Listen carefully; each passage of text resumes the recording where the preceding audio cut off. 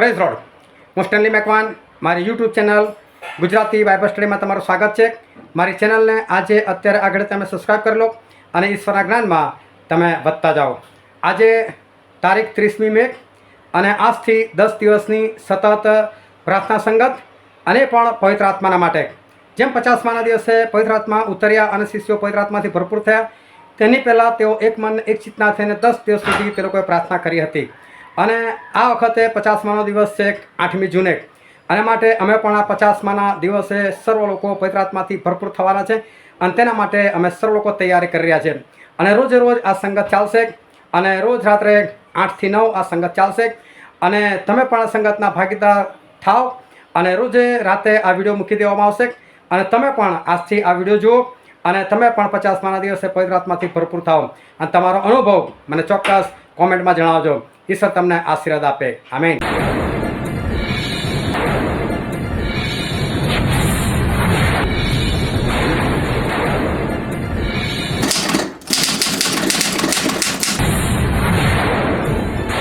Hallelujah.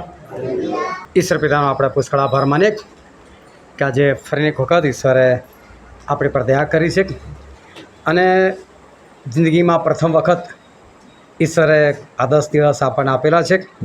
માટે આપણે ઈશ્વરનો પુષ્કળ આભાર માનીએ.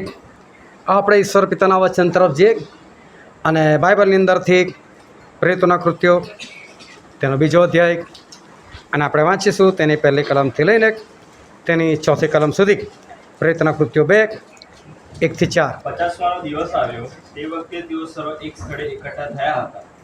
ત્યારે આકાશમાંથી એકાએક ભારે આંધીના ઘૂંઘવાટ જેવો અવાજ આવ્યો અને તેઓ જ્યાં બેઠા હતા તે આખું ઘર ગાજી રહ્યું. અગ્નિના જેવી છૂટી છૂટી પડતી જીભો તેઓના જોવામાં આવી અને તેઓમાંના દરેક ઉપર એક એક બેઠી.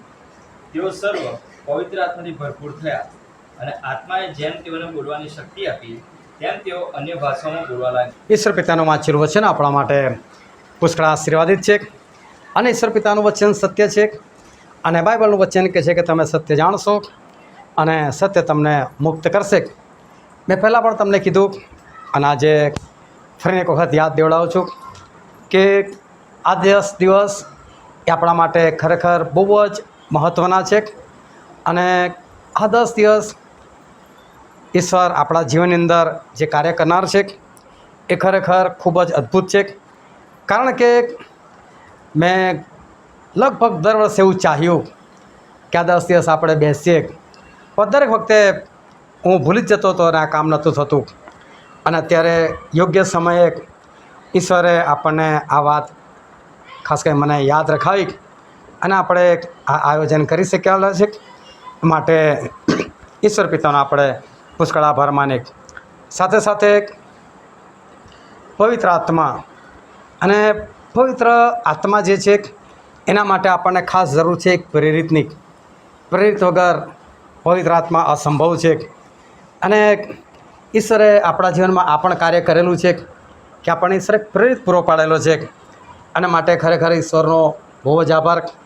કારણ કે આપણું જોઈને બીજા લોકોએ પણ આ રીતે આયોજન કર્યું છે કે લોકો પણ 10 દિવસ ભેગા થાય, પરંતુ એ લોકોની પાસે પ્રેરિત નથી.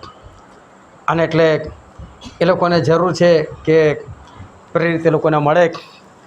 અને મેં કીધું છે કે વાંધો નહીં, આપણે છેલ્લા 10મા દિવસે જો બનશે એવું કંઈ થશે તો આપણે એ દિવસે કદાચ ઓનલાઈન આપણે કરીશું, લાઈવ કરીશું, જેથી કરીને એ લોકો પણ આ છેલ્લા દિવસનો એ લોકો ભાગ લઈ શકે અને એ લોકો સર્વ લોકો પવિત્ર આત્માથી ભરપૂર થાય.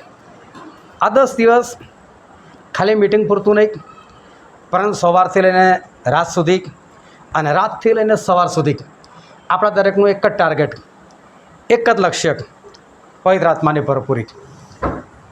આ ધ્યાન રાખજો કે આ 10 દિવસ તમારે બીજી કોઈ પ્રાર્થનાઓ નથી કરવાની. હા, કોઈને જરૂર છે, તમને કહે છે પ્રાર્થના કરો તો કરજો, પરંતુ આ 10 દિવસ તમારે બિલકુલ સ્વાર્થી બનીને તમારા પોતાના જ માટે અને પણ પવિત્ર આત્માની ભરપૂરી માટે સતત પ્રાર્થના કરવાની છે. બસ ઘૂંટણે પડવાનું છે, હાથ ઊંચા કરવાના છે અને પ્રભુને એટલું જ કહેવાનું, પ્રભુ તમારા આત્માથી મને ભરપૂર કરો. બસ આટલી વાતને ધ્યાનમાં રાખજો. અને આપણે 10મા દિવસે આત્માની ભરપૂરી માટે આપણે ખાસ પ્રાર્થના કરીશું. પરંતુ ત્યાં સુધી આત્માની ભરપૂરી મળે એના માટે આપણે જે કંઈ કરવાનું છે એ રોજે રોજ આપણે કરતા જઈશું. શિષ્યો 50માના દિવસે પવિત્ર આત્માથી એ લોકો ભરપૂર થયા અને અગ્નિની છૂટી પડતી જીવો એ લોકોના જોવામાં આવી અને એ લોકો દરેક પર એક એક બેઠી. તમે વિચાર કરો, એક આંધીના જેવો ઘૂંઘવાટ થયેલો, એક અવાજ આવેલો અને આવી રીતે એક ઉપલી મેળીમાં એટલે કે ઉપરના માળે એ લોકો બધા ભેગા થયેલા અને અચાનક એક આંધીનો અવાજ આવ્યો અને આ લોકોએ સાંભળ્યો અવાજ. બહાર જે લોકો જમા થયેલા એ લોકોએ પણ અવાજ સાંભળ્યો, પણ એ લોકોને કંઈ જ ખબર ના પડી કે અવાજ શું કહેવા માગે છે, કઈથી આવ્યો, શાનો છે. પરંતુ એ પવિત્ર આત્માનો એક અવાજ હતો અને પવિત્ર આત્મા પૂરા આંધી તોફાન એક અવાજ સાથે એ ઘરમાં આવ્યા. ઘર ગાજી ઉઠ્યું અને આ દરેક જણ એમના જીવનમાં પ્રથમ વખત એ લોકો પવિત્ર આત્માની ભરપૂરી એ લોકો પામ્યા. પરંતુ આ જે શિષ્યો હતા એ લોકોને આપણે ઓળખીએ છીએ. આ શિષ્યોનું જો જીવન તમે જુઓ તો આપણે એમનું જીવન ચરિત્ર એ 4 સુવાર્તાઓમાં જોયેલું છે.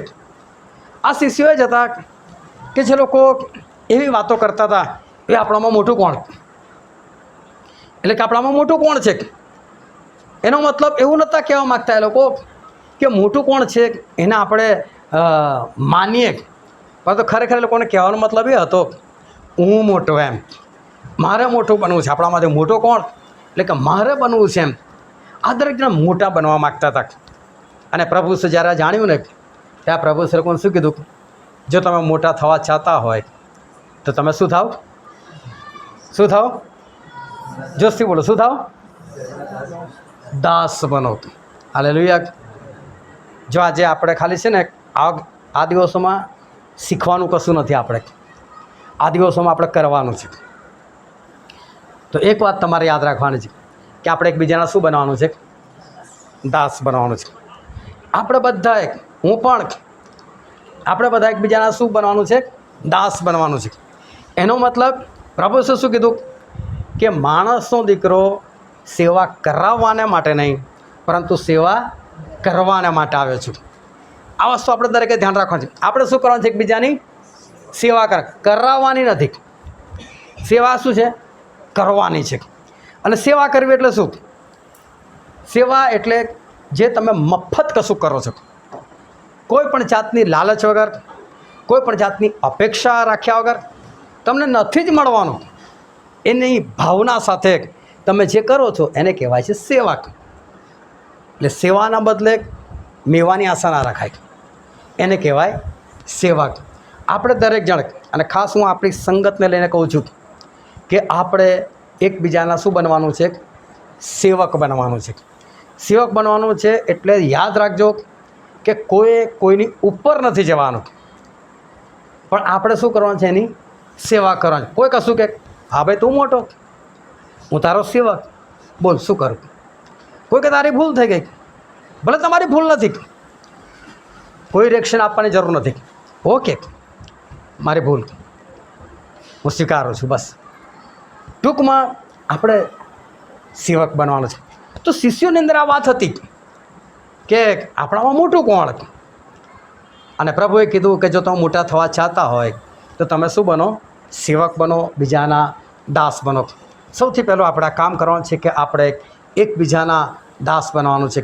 આ શિષ્યો એકવાર રસ્તામાં પ્રભુ ઈસુ ખ્રિસ્તની સાથે જ હતા, પરંતુ કોઈક વ્યક્તિને જોઈ ગયા કે જે ભૂતો કાઢતો હતો, પરંતુ પ્રભુ ઈસુના નામે કાઢતો હતો. કોઈને વળી ગયો હશે અને બોલતો ચાલ પ્રભુ ઈસુના નામે ભાગે છે.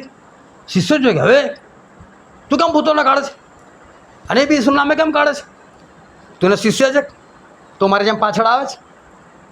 બનતા કે છે અમે કાઢીએ ભૂતો, તમારે નહીં કાઢવાના. અને પાછી આ વાત છે ને બધાએ ગુપ્ત રાખી, કોઈ પ્રભુ ઈસુને કીધું નહીં. પણ ત્યાંથી કોઈક જગ્યાએ ગયા ને પછી પ્રભુ ઈસુએ કીધું કે ઈસુ અમે રસ્તામાં હતા ને, એક માણસ તારે નામે ભૂતો કાઢતો હતો. કે અમે ના પાડતી હતી કે ભૂતો નહીં કાઢવાના, કે તારે અમારી જોડે તું આવતો નથી ને, અમારી જેમ પાછળ ફરતો નથી, કેમ ભૂતો કાઢે. અને પ્રભુ ઈસુએ તરત એ લોકોને કીધું કે જે આપણી વિરુદ્ધનો નથી ને એ આપણો સાથી છે કે જે આપણી વિરોધમાં નથી. તો વિરોધમાં નથી એને મળશું, આપણી સાથે જ થવો ને.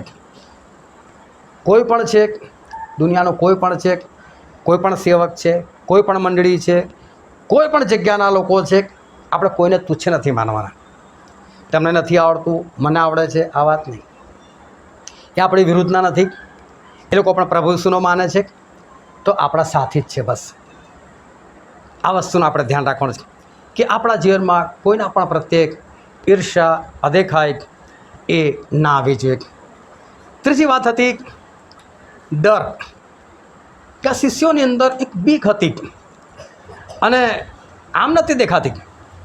જ્યારે બધા શાંતિથી બેઠા હોય ત્યારે તો બધા આમ કરી નાખું તેમ કરી નાખું, પણ જ્યારે પરિસ્થિતિમાં પડતા હતા ત્યારે લોકોને ખબર પડે છે કે અમારી અંદર બીક છે. બધા શિષ્યો કીધું, પ્રભુ તમારા નામે તો અમે મરવા માટે તૈયાર છે, તમારી સાથે જેલમાં જવા તૈયાર છે. પણ જે દિવસે પ્રભુ શ્રી કૃષ્ણને પકડવામાં આવ્યા એ દિવસે કંઈ શિષ્ય ઊભા રહેલા, બધા કેવા ભાગી ગયેલા, બીક હતી. અને આ બધી પરિસ્થિતિમાંથી બની શકે આપણા આવનાર દિવસોમાં પસાર થવાનું થાય ત્યારે આપણે આ વસ્તુ ધ્યાનમાં રાખવાની છે. બીક નથી રાખવાની કદી. આપણે કોઈની પણ બીક નથી રાખવાની. મરવાનું તો છે જ, તો મરવાને માટે આપણે તૈયાર રહેવાનું છે. હવે પ્રભુ એ લોકોને કીધું કે ભાઈ તમે મને છોડીને ભાગી જશો કે છે, તો એ લોકોએ કબૂલ કરવું જોઈએ. તો અમારો ગુરુ કે છે, અમારો સ્વામી કે છે કે છોડીને ભાગી જશો. પ્રભુ એવું અમારામાં શક્તિ નથી, અમે ખાલી હવામાં બોલે છે પ્રભુ. જો કોઈ પૂછ્યું તો પ્રભુ કહે હા ભાઈ તમે હજુ સુધી એટલા સક્ષમ નથી. અને જ્યારે પ્રભુને પકડવામાં આવ્યા ત્યારે બધા ભાગી ગયા. પણ પિત્તર એ ફરી પાછળ જાય છે અને પાછળ જાય છે અને પછી એ ત્યાં જઈને બેસે છે અને એક બાજુ પ્રભુ ઈસુ ખ્રિસ્ત લોહી લુહાણ હાલતમાં હતા. અને એ સમયે કોઈક આવીને કહે છે, પિત્તરને જોઈને કે તું બી ગાલીલો લાગે છે, તું બી ઈસુની સાથે હતો ને, કહે છે તો કે હું ઈસુ બીસુનું હું નથી ઓળખતો, કહે છે. ના પાડી દીધી. પણ કેમ? બીક હતી. નકાર કેમ કર્યો? બીક હતી. આપણો ડર આપણને પ્રભુ સુધી દૂર લઈ જશે. અને માટે આ વસ્તુને આપણે ધ્યાન રાખવાનું છે કે આપણે પ્રભુની સાથે હંમેશા આપણે ઊભું રહેવાનું છે. પ્રભુ શું મરણમાંથી જીવતા થઈ ગયા. શિષ્યોને 2 વખત દર્શન આપ્યું અને 2 વખતના દર્શન પછી પિત્તર એવું કહે છે, અલા હું તો માછલા પકડવા માટે જઉં છું. આવું છે, કોઈને પૂછતા નથી, પણ એમને કહેવાનો ભાવ અર્થ જ હતો, હું માછલા પકડવા જઉં છું. એટલે બીજા બધા કે ભાઈ અમે આવ્યા છીએ. મેઇન માણસ જ જો માછલા પકડવા જતો હોય તો પછી અમે બેસીને શું કરે, ચાલો ભાઈ અમે બી આવ્યા છીએ. અને બધા લોકો આ લોકો માછલા પકડવા માટે ગયા. પણ ધ્યાનથી સમજો, એ માછલા પકડતા પિત્તરને પ્રભુ ઈસુએ બોલાયેલો હતો, પિત્તર મારી પાછળ આવ. એનો જે જગ્યા પર શરૂઆત કરેલી અને પિત્તર 3.5 વર્ષ સુધી જે પ્રભુ ઈસુના ખાસ શિષ્ય બની ગયેલા હતા, એની જગ્યા પર 3.5 વર્ષ પછી એવા પડ્યા કે હતા ત્યાં જઈને ઊભા થઈ ગયા ફરી પાછા. એ જ ગાલીલનો સમુદ્ર, એ જ ઝાડ, એ જ માછલીની દુર્ગંધ, એ જ હોળી અને એ જ કામ. ફરી પાછું આખી રાત મહેનત, ફરી પાછા આખી રાત કશું જ હાથમાં આવ્યું નહીં.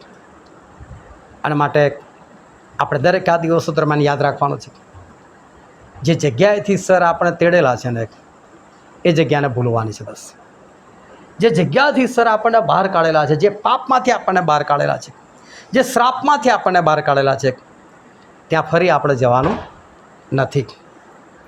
આ બધી વાતો આ શિષ્યોને ખબર હતી. એ લોકોને જાણ છે કે અમારી અંદર આ બધી કમજોરીઓ હતી, અમારી અંદર આ બધી કમજોરીઓ છે, એ શિષ્યોને ખબર હતી. પરંતુ પ્રભુ ઈસુએ એ લોકોને કીધું કે હું જૈતુન નામના પહાડ પર જાઉં છું અને તમે લોકો બી આ દિવસે આવી જજો. પ્રભુ ઈસુ સજીવન થયા પછી એમણે 40 દિવસ લોકોને દર્શન આપેલા હતા અને 40મા દિવસ આ શિષ્યોને કીધું કે તમે લોકો જૈતુન નામના પહાડ પર આવો. એક સમય પણ આપ્યો, આ સમય તમારે આવવાનો છે, કારણ કે પ્રભુ ઈસુના બધા કામ સમયસર થતા હતા. બાઇબલમાં લખેલું છે રોમનોના પત્રમાં, યોગ્ય સમયે પ્રભુ ઈસુએ આપણા માટે જીવ આપ્યો. યોગ્ય સમય, કારણ કે પ્રભુ શું પાસખાનું હલવાન હતા, અને જે દિવસે પાસખા પર્વ પાળવાનો હતો, અને પાસખા પર્વ પાળવાનો જે સમય હતો 4 વાગ્યાનો, અને પ્રભુ શું પોતે પાસખાનું બલિદાન હતા, એ પાસખાનું હલવાન પોતે હતા, અને એમના બલિદાન પછી કોઈ બલિદાનની જરૂર નથી. અને એટલે પાસખાના દિવસે જ જ્યારે 4 વાગ્યા આ લોકો હલવાન કાપવાના હતા, પ્રભુ શું 3 વાગે કપાઈ ગયા કે ભાઈ હું કપાઈ ગયો છું, એ હલવાન હું જ છું, મેં તમારા માટે બલિદાન આપી દીધું છે, પાસખા પર્વ બંધ કરી દીધું, તમારે એની જરૂર નથી. યોગ્ય સમયે પ્રભુ શું યોગ્ય સમયે કામ કરતા હતા, અને માટે એ યોગ્ય સમયને યાદ રાખવાની જરૂર છે. જો યોગ્ય સમય મર્યા, યોગ્ય સમય આવ્યા, કારણ કે જ્યારે આદમે પાપ કર્યું, હવાએ પાપ કર્યું, ત્યારે સૌથી પહેલી ભવિષ્યવાણી થઈ, અને ઈશ્વરે આવીને એ સાપને કીધું કે તારી અને સ્ત્રીની વચ્ચે, તારા સંતાન અને સ્ત્રીના સંતાન વચ્ચે હું વેર કરાવીશ. એવું નહોતું કીધું કે તારા સંતાનો અને સ્ત્રીના સંતાનો વચ્ચે વેર કરાવીશ. એક વચનમાં કીધું સંતાન, અને દરેક જણ સ્ત્રી અને પુરુષનું સંતાન હોય છે, પરંતુ પ્રભુ શું એક સ્ત્રીનું સંતાન બનીને આવેલા હતા. આ સૌથી પહેલી પ્રભુ ઈસુ ખ્રિસ્તની ભવિષ્યવાણી. અને તમે બાઇબલની અંદર જુઓ તો પહેલા દિવસે જ્યારે સૃષ્ટિની શરૂઆત થઈ ત્યારે 4 બાજુ અંધારું હતું, અને ઈશ્વરે કીધું અજવાળું થાવ, અને અજવાળું થઈ ગયું, પરંતુ સૂરજ નહોતો બનાવ્યો. એ વખત સૂરજ નહોતો, પણ અજવાળું થયું. કોઈને ખબર નહીં અજવાળું ક્યાંથી આવે છે, ક્યાંથી પ્રકાશે છે, કંઈ જ ખબર નહીં. બીજો દિવસ થઈ ગયો તોય કોઈને ખબર નહીં અજવાળું ક્યાંથી આવે છે. ત્રીજો દિવસ થઈ ગયો તોય કોઈને ખબર નહીં. ચોથો દિવસ થઈ ગયો તોય ખબર નહીં. ચોથા દિવસ ઈશ્વરે કીધું સૂરજ બની જાઓ. સૂરજ ચંદ્ર તારા ચોથા દિવસે બનાવ્યું. અને ગીતશાસ્ત્ર 84:11 લખેલું છે કે ઈશ્વર એ પોતે સૂરજ છે, પ્રભુ પોતે સૂરજ છે, એ સૂરજ અને ઢાલ છે એવું લખવામાં આવેલું છે. અને માટે પ્રભુ શું પોતે સૂરજ છે. ચોથા દિવસે સૂરજ આવે ત્યારે લોકોને ખબર, હો અજવાળું અહીંથી આવે છે. અને પ્રભુ ઈસુ ખ્રિસ્ત આ પૃથ્વી પર આવ્યા, એમની સામે એક આંધળો આવ્યો, અને પ્રભુ ઈસુ કીધું જ્યાં સુધી હું જગતમાં છું ત્યાં સુધી જગતનું અજવાળું હું છું. એમણે કીધું પ્રભુ ઈસુ અજવાળું છે. એ અજવાળું કોણ હતું? પ્રભુ ઈસુ ખ્રિસ્ત હતા. અને અજવાળું ક્યાંથી આવે છે એ લોકોને ક્યારે ખબર પડે? ચોથા દિવસે. અને પિત્તરના પત્રમાં લખે છે તેનો 3 અધ્યાય 8મી કલમની અંદર, બીજો પિત્તર 3:8 કે પૃથ્વી પરના 1000 વર્ષો એટલે ઈશ્વરનો એક જ દિવસ. અને જ્યાં પૃથ્વી પર 4000 વર્ષો થયા, એટલે કે ઈશ્વરના 4 દિવસ થયા, ત્યારે ચોથે દિવસે પ્રભુ ઈસુ આ પૃથ્વી પર એ મનુષ્ય દેહ ધારણ કરીને આવેલા હતા. એક્ઝેક્ટ સમય, એમનો આવવાનો એક્ઝેક્ટ સમય, એમનો મરવાનો બરાબર સમય, યોગ્ય સમય, તો એમનો પાછા જવાનો પણ યોગ્ય સમય હતો. અને યોગ્ય સમય તો શિષ્યોને કીધું કે જૈતુન નામના પહાડ પર આવી જજો, આટલા વાગે જતો રહીશું, આટલા વાગ્યા સુધી પહોંચી જવાનું. આ પણ ટાઈમ નથી ખબર. તો પ્રભુ ઈસુએ એ લોકોને ટાઈમ આપ્યો. શિષ્યો બધા બીતા હતા કે કઈ રીતે જવાનું, બહાર તો યહૂદીઓ આપણને જોશે ને મારી નાખશે. પ્રભુ ઈસુની આજ્ઞા છે, મોતની બીક છે, પણ જવું તો પડશે. પ્રભુ ઈસુ ખ્રિસ્ત કે છે એટલે આપણે જવું પડશે. અને બધા શિષ્યો તૈયાર થઈ ગયા. પણ એ લોકોને ખબર છે કે આપણે બધા બારે જો સાથે નીકળ્યા ને તો પ્રોબ્લેમ થાય. બધા ઓળખી જાય આપણને, કંઈક કરો કે સંતાતા નીકળો. અને એટલે બધાએ અલગ અલગ રસ્તો પકડ્યો, અલગ અલગ જગ્યાએથી નીકળ્યા. અને મને એવું લાગે ત્યાં સુધી મોડા પર બુકાની બાંધીને જ નીકળ્યા હશે કે જેથી કરીને કોઈ ઓળખે નહીં. પણ વિચાર કરો, આપણે બધાએ મહેન્દ્રભાઈના ઘરે આવવાનું છે. જે આપણને ખબર, જે આપણો યોગ્ય રસ્તો છે, આપણે એ જ રસ્તે જવાનું છે. પરંતુ બીકના મારે આવવાનું હોય તો કોઈ આમ ફરીને આવે, કોઈ પેલી બાજુ ફરીને, કોઈ બાજુથી ફરીને આવે, તો પછી વાર લાગે ને. એમાં લોંગ રૂટ પકડાય, વાર લાગે. એટલે શિષ્યોને ખબર પડી ગઈ છે કે અમારે અલગ અલગ રસ્તેથી જવાનું છે, ચાલતું જવાનું છે, વાર લાગે એવું છે, પણ ત્યાં તો સમયસર પહોંચવાનું છે. એટલે જે તે સમય નક્કી કરીને ઘરેથી નીકળ્યા કે વહેલું નીકળવું પડે એનો વાંધો નહીં, પણ ત્યાં યોગ્ય સમયે પહોંચવાની જરૂર છે. શિષ્યો પહોંચી ગયા. અને પ્રભુ ઈસુ ખ્રિસ્તે કોને ક્યાં બોલાયેલા ખબર? જૈતુન પહાડની નીચે નહીં, જૈતુન પહાડની ટોચ પર. અને તમે જોજો કે જ્યારે પણ તમારે પહાડ ચડવો હોય ને, તો જો તમે કઈ રીતે પહાડ ચડી શકો. પહાડ છોડો, તમે દાદરા થયેલ ચડીને આવો. તમે છે ને સહેજ આમ નમેલા હશો દાદરા ચડતી વખતે, તમે ગમે ત્યારે ઉપર છો ને સહેજ નમવું પડે, અને આ તો દાદરા છે એટલે સહેજ નમવું પડે. કાં તો બાજુમાં કોઈ રેલિંગ આપી તો તમે હાથથી પકડીને ચડો તમે. પરંતુ જો તમારે પહાડ ચડવો જ્યાં પગથિયા જ નથી તો કેવી રીતે ચડવું પડે? બિલકુલ અધોકડું પડીને ચડવું પડે, નમીને ચડવું પડે. અક્કડ પરથી નામ ચડવા જાઓ તો સ્લીપ વાગે કે ના વાગે? આ સ્લીપ વાગો તો ક્યાં પડો? નીચે. પણ ઉતરવું હોય તો અધોકડા આપણે ઉતરવા જાઓ તો ગુલામ ટેકીને સીધા નીચે. ઉતરતા તો કેવું છે? અક્કડ. અક્કડ છે ને એ તમને હંમેશા નીચે ઉતારી દે, અને નમો ને તો તમને ઉપર લઈ જાય.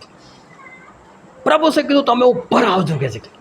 પ્રભુ શીખવાડવા માગતા હતા ઉપર એમને નહીં અવાય, નમશો ને તો અવાશે. બીજું યોગ્ય સમય, હું તમારી રાહ નથી જોવાનો, મારો સમય થશે ને ઉપર જતો રહીશ. એ પ્રભુને ખબર હતી યોગ્ય સમય આ લોકો આવવું પડશે, નમીને આવવું પડશે. બીજી વસ્તુ કે પ્રભુ શું કીધું, જે કોઈ મારી પાછળ આવે તે પોતાનો વધસ્તંભ ઉચકીને મારી પાછળ આવે. જે કોઈ મારી પાછળ આવે તે પોતાનો નકાર કરીને આવે. નાનો પ્રભુ બહુ જોખમ છે અમને તો, આજે નહીં આવી શકે પ્રભુ, પછી આવીશું. પોતાની ઈચ્છા ના ચાલે, પ્રભુની ઈચ્છા.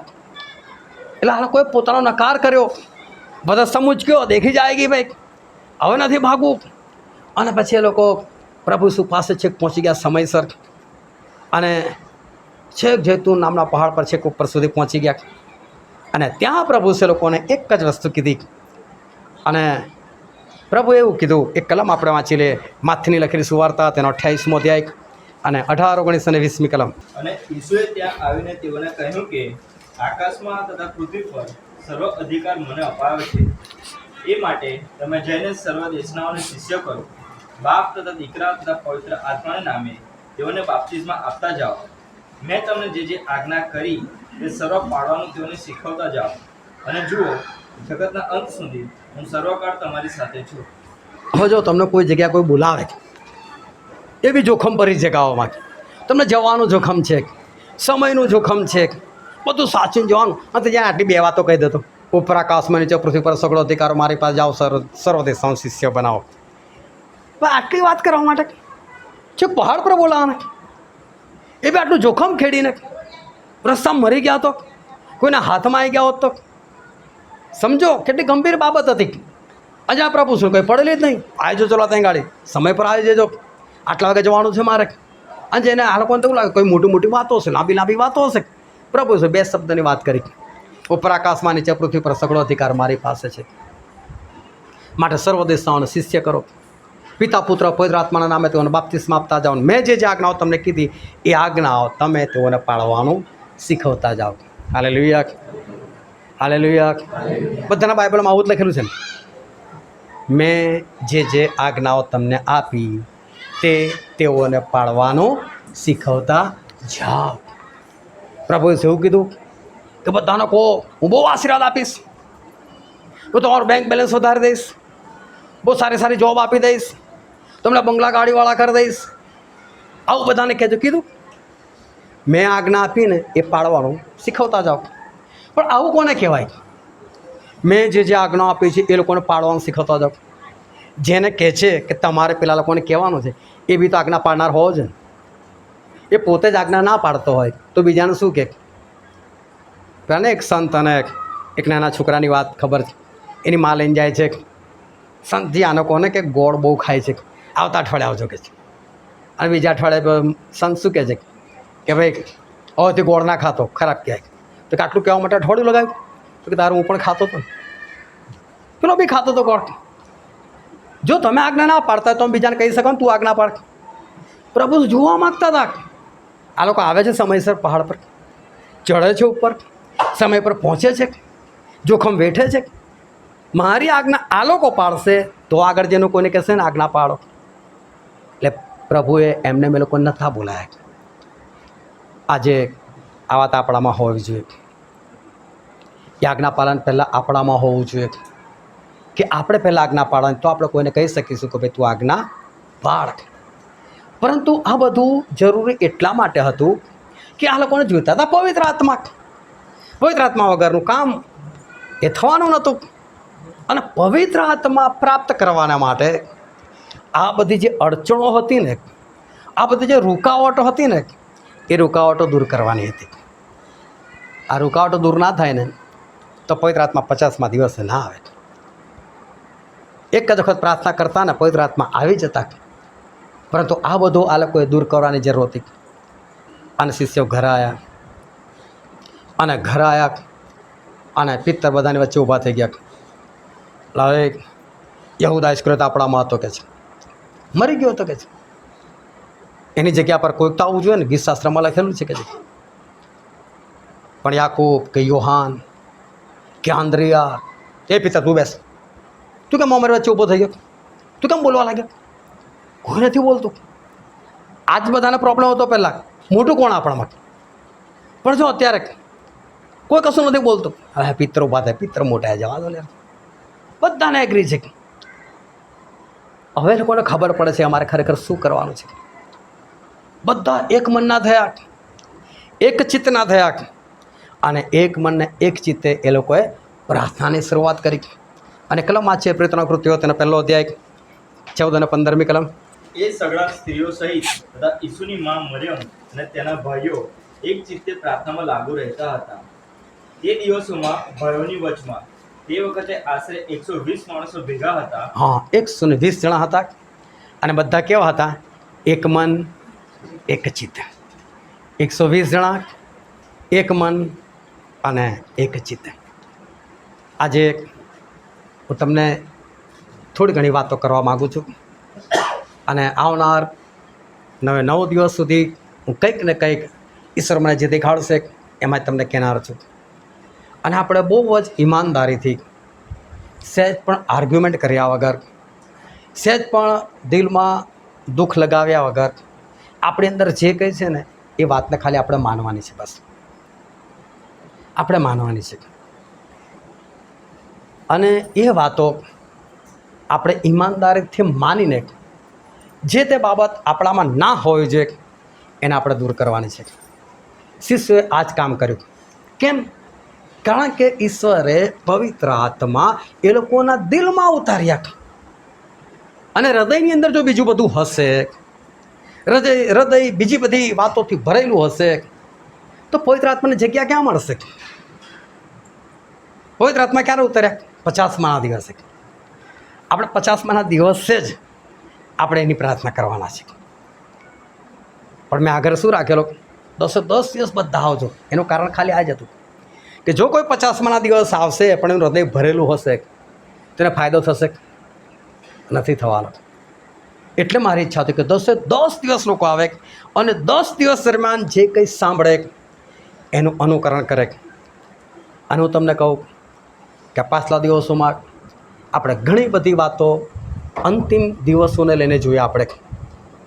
અને હું આ મેસેજની વાત નથી કરતો જે તમારી સમક્ષ ઊભા રહીને મેં આપેલા છે, પણ હું એ મેસેજની વાત કરું છું કે જે પર્સનલ મેં વિડીયો બનાવીને યુટ્યુબ પર મૂકેલા છે. જો તમે લોકોએ કદાચ એને જોયા હોય તો તમને ખ્યાલ આવ્યો હશે કે ઘણી બધી વાતો જે બનવાની છે અને બની રહી છે અને બની ગઈ છે એ સાબિતી સાથે તમને દેખાડેલી છે. અને એમાં ગઈકાલે જે વિડીયો હતો એ તો ખરેખર લોકોને અંદરથી હચમચાવી નાખે એવો એ વિડીયો હતો કે કઈ રીતે ઓસામા બિન લાદેનની યોજના એ ટ્વિન ટાવર્સને તોડી પાડવાની હતી. અને એ બધું ડ્રોઈંગ એ ડોલર ઉપર કેવી રીતે એ લોકોએ એડવાન્સમાં કરેલું હતું. અને આનાથી ખબર પડે છે કે આ બધી યોજના તૈયાર થઈ ચૂકેલી છે. એન્ટીક્રાઇસ્ટ એ ઉઠવાનો જ છે, સમય નથી. અને માટે આપણે જે કંઈ કરવાનું છે એ આપણે ઉતાવળ કરવાનું છે. અને આપણે ખાલી એક જ કામ કરવાનું છે, આપણા હૃદયને એ ધીરે ધીરે આપણે ખાલી કરવાનું છે. હાલેલુયા. આપણા હૃદયને આપણે સાફ કરવાનું છે. જે એવી વાતો છે કે જે આપણા જીવનમાં ના હોવી જોઈએ એને આપણે દૂર કરવાની છે. આનો સૌથી પહેલી વાત તમને કહેવા માગું છું, અહીં બેઠેલા દરેક જણ સૌથી પહેલું આપણે થવાનું છે એક મન અને એક ચિત્ત. એક મન અને એક ચિત્ત એટલે જે આને મંજૂર છે એ મને મંજૂર છે. કોઈ આર્ગ્યુમેન્ટ નહીં. ઓકે ભાઈ આવું કરું છે, સારું, હું રેડી છું. એક જ વાત, ઈશ્વર વિરુદ્ધની વાત ખાલી ના હોવી જોઈએ. ઈશ્વરની કોઈ પણ વાત છે, ઓકે હું તૈયાર છું. આપણે કાયમ 7 વાગે મળીએ છીએ, પરંતુ કેમ આજે 8 વાગે આપણે એકબીજાના આધીન થયા? કોઈ રહી ના જવું જોઈએ. કોઈને 7 વાગે પ્રોબ્લેમ છે, ઓકે વાંધો નહીં, આપણે 8 વાગે ભેગા થઈએ.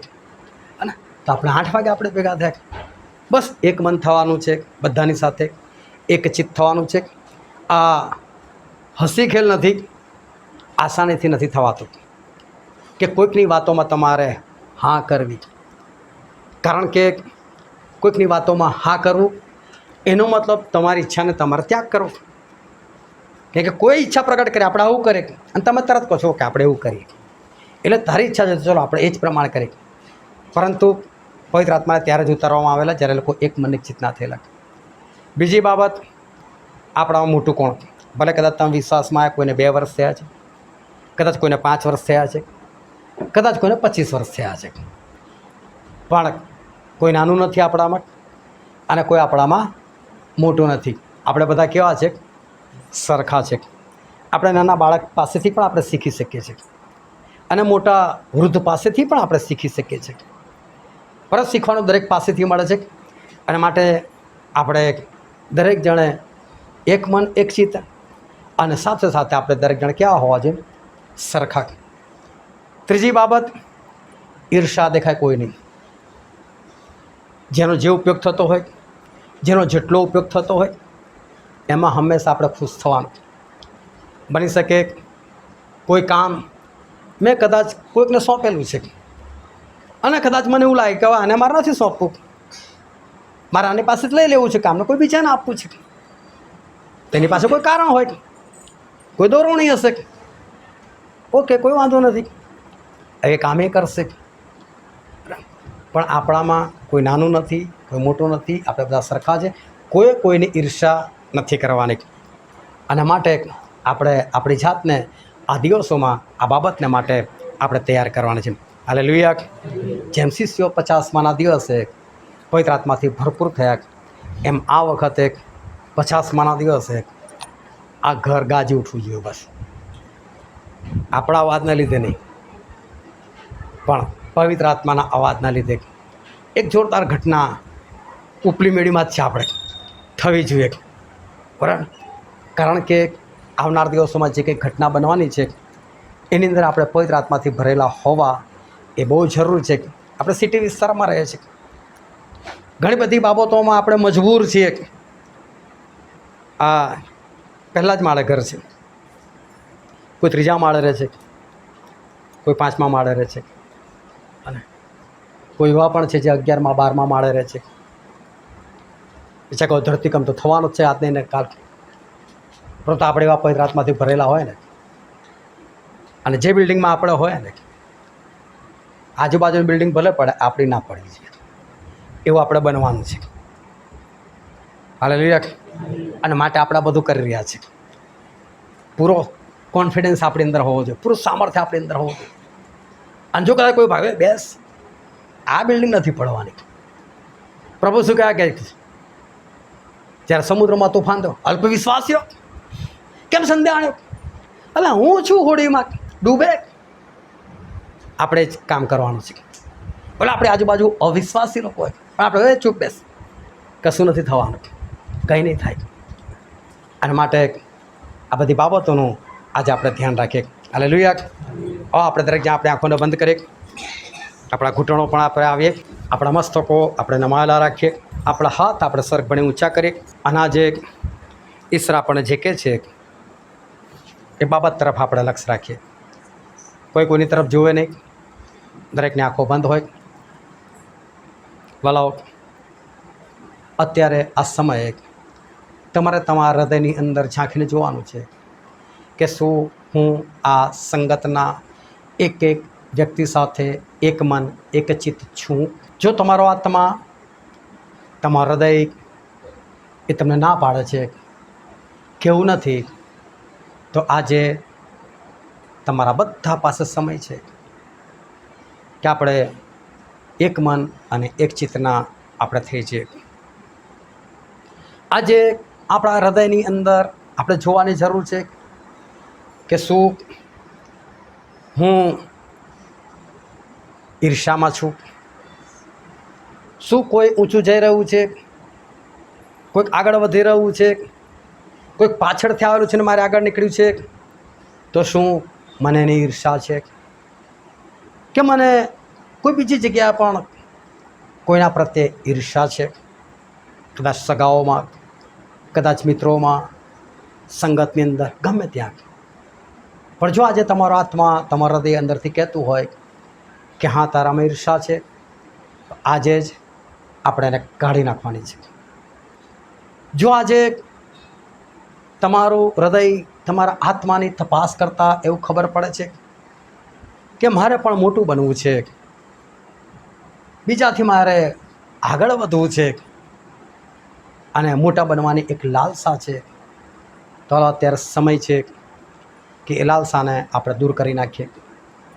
આપણે બધા સાથે મળીએ, સાથે ભેગા થઈએ અને આપણે બધા એકબીજાનો હાથ પકડીને આપણે સાથે સ્વર્ગમાં ઘૂસી જઈએ.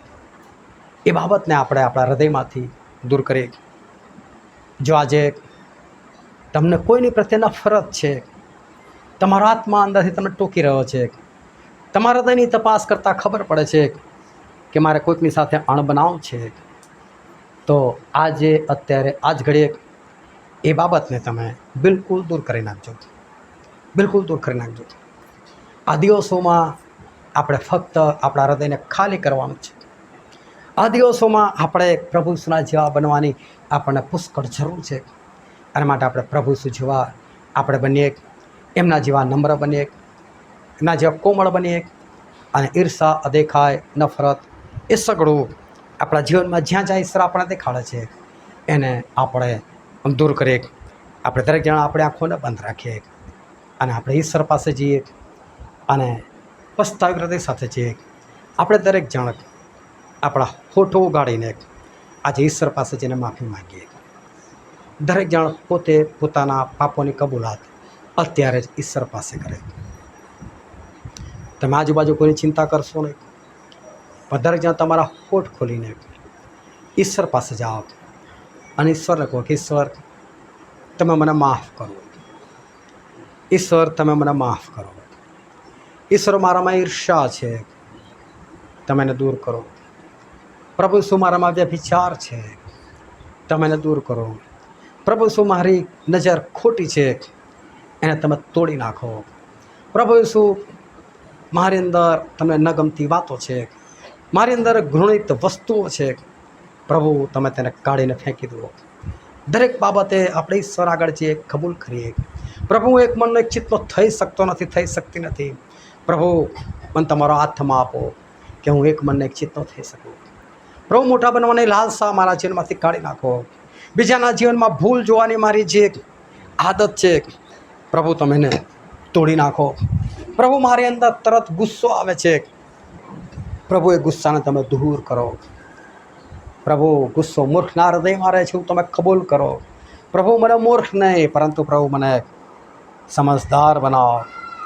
આજે આપણે પૂરેપૂરી કબૂલાત કરી ઈશ્વર પાસે અને ઈશ્વર પાસે સગળા પાપોની માફી માંગીએ અને ઈશ્વરને કે ઈશ્વર આજે મારું હૃદય તમે ખાલી કરી નાખો. આ બધી વાતો મારી અંદરથી દૂર કરો. ઈશ્વરને કહો, ઈશ્વર મને 50માના દિવસના માટે તમે તૈયાર કરો. આપણે હોઠ ખોલીને પ્રભુ પાસે છીએ. આપણે પર્સનલ ઈશ્વર પાસે છીએ. ઈશ્વર તમારા બધાનો અવાજ એક સાથે સાંભળી શકે છે અને તમને બધાને એક સાથે જવાબ આપી શકે છે. તમે એના સમજતા કે ડિસ્ટર્બ થશે, પણ તમે આજે ઈશ્વર પાસે જાઓ અને ઈશ્વર પાસે માફી માગો. Yes my Jesus, yes Holi spirit. મારા દેવ, મારા પ્રભુ, અમારા દરેકની અંદર પરમેશ્વર પિતા એવી જે કંઈ વાત છે પિતાજી જે તમને નથી પસંદ, પ્રભુ તમે તેને દૂર કરો. હા પ્રભુ, જો આજે કોઈના જીવનની અંદર કોઈના પ્રત્યે નફરત છે, પ્રભુ આજે નફરત દૂર કરો અને તમારો પ્રેમ દરેકની અંદર આવો. હા પરમેશ્વર પિતા, એક મન એક ચિત્ત નથી થવાતું કોઈનાથી, પ્રભુ આજે તમે તેને પકડો. પરમેશ્વર પિતા, એવી જે કઈ બાબત છે જે તેને એક મન એક ચિત્ત નથી થવા દેતી, પ્રભુ શું તમે બાબતને દૂર કરો. પ્રભુ શું અત્યારે જો કોઈને મોટા બનવાની લાલસા છે, તો પ્રભુ તમે તેના જીવનમાંથી તમે દૂર કરો. હા પરમેશ્વર પિતા, જો કોઈને કોઈના પ્રત્યે કડવાશ છે તો આજે પ્રભુ ઈશ્વરના નામમાં તમે કડવાશ દૂર કરો પિતાજી. હા પરમેશ્વર પિતા, આજે દરેકને તમે શુદ્ધ કરો, આ દરેકને તમે શુદ્ધ કરો. હા પ્રભુ, તમે અમને આજે સિદ્ધિકરણનો દિવસ આપેલો છે પિતાજી, વિશ્રામમાં આવનાર છે પિતાજી, અને એનો આગળનો દિવસ છે છઠ્ઠો દિવસ, એ તો સિદ્ધિકરણનો દિવસ છે. હા પ્રભુ, અમને દરેકને તમે સિદ્ધ કરો. જેમ તમે ઇબ્રાહીમને કીધું કે હું સર્વ સમર્થ ઈશ્વર છું, મારી સમક્ષ ચાલ ને પરિપૂર્ણ થા. પ્રભુ, આ દિવસોની અંદર તમે અમને પરિપૂર્ણ કરો પરમેશ્વર પિતા. જેમ પરમેશ્વર પિતા તમારા દાસ પાઉલે કીધું કે મારામાં પાપ વસે છે, પરંતુ જે મને સામર્થ્ય આપે તેની સહાયથી હું સગળું કરી શકું છું. પ્રભુ, એ પૂર્ણ થયા પિતાજી, સંપૂર્ણ બન્યા પિતાજી. આજે એક એકને તમે સંપૂર્ણ બનાવો પરમેશ્વર પિતા. Yes my Jesus, yes Holi spirit. જો પરમેશ્વર પિતા આજે અહીં બેઠેલી કોઈ પત્ની પોતાના પતિને સંપૂર્ણપણે આધીન નથી, તો પરમેશ્વર પિતા આજે તમે તેના જીવનમાં કાર્ય કરો પિતાજી. હા પરમેશ્વર, તે પોતાના પતિને સંપૂર્ણપણે આધીન થઈ જાય પિતાજી. જો આજે કોઈ પતિ એને પત્નીને પૂરતો પ્રેમ કરતો નથી, જીવ આપવા સુધીનો પ્રેમ કરતો નથી, તો પરમેશ્વર પિતા એ પતિને તમે આજે તૈયાર કરો પિતાજી. હા પ્રભુ, યસ જીસસ. આ એક એક પરિવારને તમે એક મને ચિત્ત ના કરો પિતાજી. આ સંગત તમે એક મને ચિત્ત ના કરો પરમેશ્વર પિતા. Yes my Jesus, yes Holi spirit. દરેકને તમે શુદ્ધ કરો પિતાજી, દરેકને તમે પવિત્ર કરો પરમેશ્વર પિતા. અને આ 50માના દિવસે પરમેશ્વર પિતા તમારું અદ્ભુત સામર્થ્ય અમે જોઈ શકીએ પિતાજી. ઓ હાલેલુયા જીસસ. એક અદ્ભુત સામર્થ્ય પરમેશ્વર પિતા. જેમ પહેલા 50માનો દિવસ આવ્યો, એમાં છેલ્લો 50માનો દિવસ આવે પરમેશ્વર પિતા.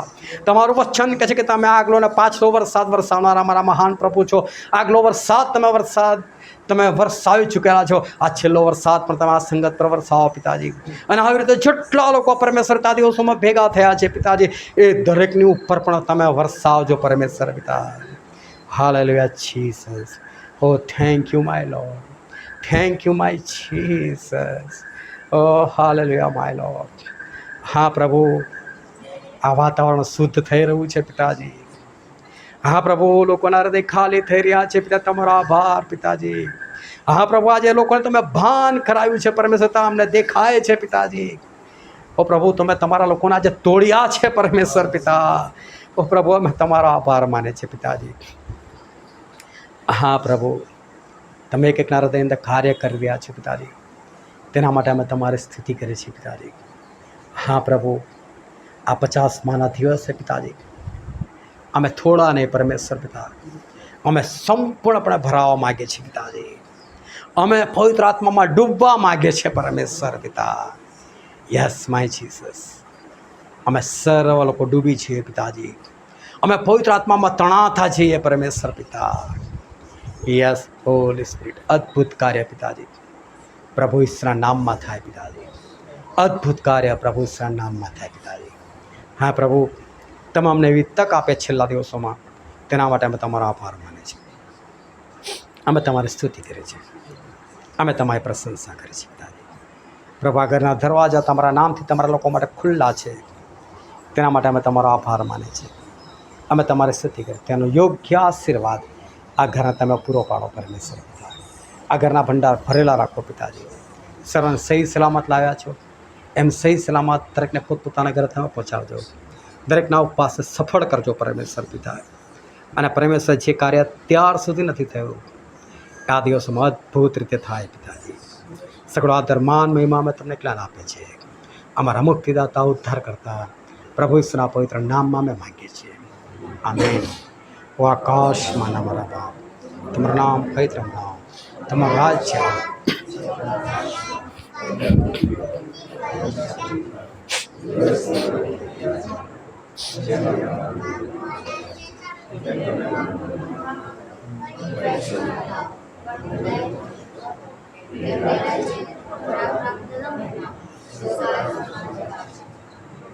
આપણા તારનાર પ્રભુ ઈસુ ખ્રિસ્તી કૃપા, ઈશ્વર પિતાનો પ્રેમ અને પવિત્ર આત્માની અદ્ભુત સંગત આપણા દરેકની સાથે, તેમાં દરેક સંતો અને સેવકોની સાથે અને ઇઝરાયલ પુત્રોની સાથે હમણાં થઈ લઈને સદા સર્વકાળ સુધી હોજો.